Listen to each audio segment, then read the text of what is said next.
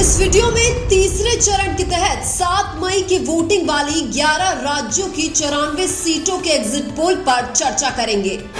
जिनमें सबसे पहले अगर बात करें असम की तो यहाँ पर लोकसभा की कुल 14 सीटें हैं, जिनमें से तीसरे चरण में 4 सीटों पर वोटिंग हुई है, जिनमें से एनडीए के खाते में 2 सीटें जाने की संभावना है, जबकि इंडिया के खाते में भी 2 सीटें जाने की संभावना है।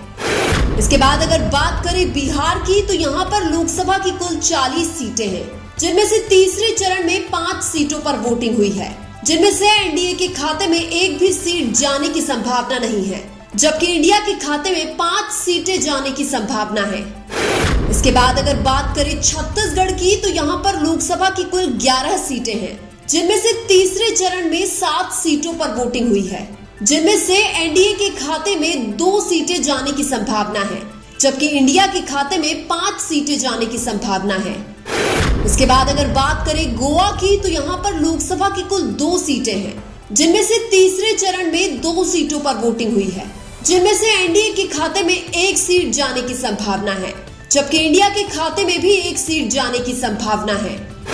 इसके बाद अगर बात करें कर्नाटक की तो यहाँ पर लोकसभा की कुल 28 सीटें हैं, जिनमें से तीसरे चरण में 14 सीटों पर वोटिंग हुई है, जिनमें से एनडीए के खाते में 4 सीटें जाने की संभावना है, जबकि इंडिया के खाते में 10 सीटें जाने की संभावना है। इसके बाद अगर बात करें मध्य प्रदेश की तो यहाँ पर लोकसभा की कुल 29 सीटें हैं, जिनमें से तीसरे चरण में 9 सीटों पर वोटिंग हुई है, जिनमें से एनडीए के खाते में 8 सीटें जाने की संभावना है, जबकि इंडिया के खाते में 1 सीट जाने की संभावना है। इसके बाद अगर बात करें महाराष्ट्र की तो यहाँ पर लोकसभा की कुल 48 सीटें हैं, जिनमें से तीसरे चरण में 11 सीटों पर वोटिंग हुई है, जिनमें से एनडीए के खाते में 3 सीटें जाने की संभावना है, जबकि इंडिया के खाते में 8 सीटें जाने की संभावना है। इसके बाद अगर बात करें दादर और नागर हवेली एवं दमन एंड द्वीप की तो यहाँ पर लोकसभा की कुल 2 सीटें हैं, जिनमें से तीसरे चरण में 2 सीटों पर वोटिंग हुई है, जिनमें से एनडीए के खाते में 1 सीट जाने की संभावना है, जबकि इंडिया के खाते में भी 1 सीट जाने की संभावना है।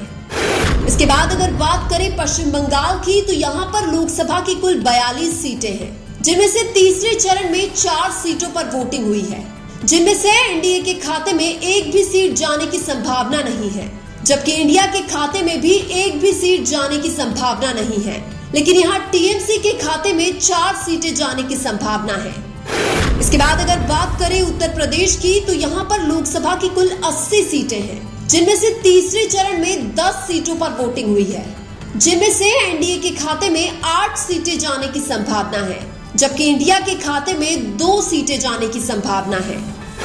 इसके बाद अगर बात करें गुजरात की तो यहाँ पर लोकसभा की कुल 26 सीटें हैं, जिनमें से तीसरे चरण में पूरी 26 सीटों पर वोटिंग हुई है, जिनमें से एनडीए के खाते में 23 सीटें जाने की संभावना है, जबकि इंडिया के खाते में 3 सीटें जाने की संभावना है।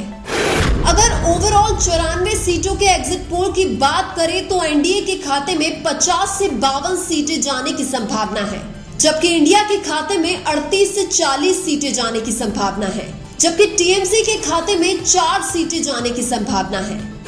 लेकिन आपके अनुसार 2024 में तीसरे चरण की 94 सीटों में से एनडीए और इंडिया को कितनी सीट मिलेगी, कमेंट करके जरूर बताइए। वीडियो अच्छा लगा तो लाइक कीजिए और हमारे चैनल मीणा की आवाज को सब्सक्राइब कीजिए। धन्यवाद।